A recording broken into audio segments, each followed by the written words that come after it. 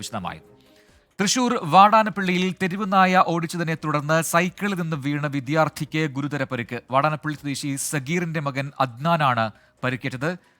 അതിന്റെ CCTV ദൃശ്യങ്ങൾ കൂടി ഇപ്പോൾ ലഭ്യമാണ്. സൂരജ് സജി നൽകുന്നതിന്റെ കൂടുതൽ വിവരങ്ങൾ. സൂരജ്, എപ്പോഴായിരുന്നു ഈ സംഭവം? കുട്ടിയുടെ പരിക്ക് എത്രമാത്രമുണ്ട്? ചികിത്സയിലാണോ?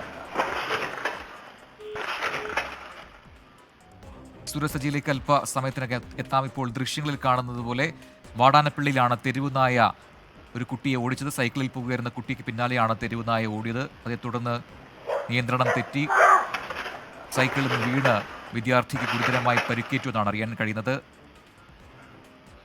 സൂരജ്, ഇത് എപ്പോഴായിരുന്നു സംഭവം? അദ്നാന്റെ പരിക്ക് എത്രമാത്രമുണ്ട്?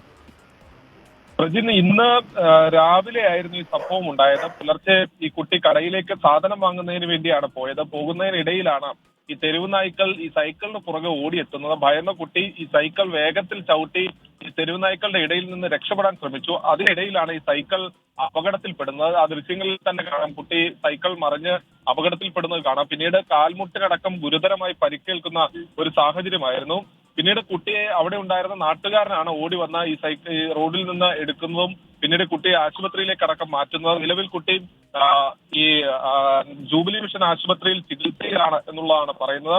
പരിക്ക് ഗുരുതരമല്ല എന്നുള്ളതാണ് നമുക്ക് ലഭിക്കുന്ന വിവരം. പ്രജിത്ത്, സൂരജ് സജിയാണ് വിശദാംശങ്ങൾ നൽകിയത്. ഗുരുതരമായ പരിക്കില്ല എന്ന പുതിയ അപ്ഡേറ്റ് ആണ് ഇപ്പോൾ സൂരജ് സജി പങ്കുവച്ചത്. വാടാനപ്പള്ളിയിലാണ് തെരുവുനായ്ക്കൾ കുട്ടിയെ ഓടിച്ചത്.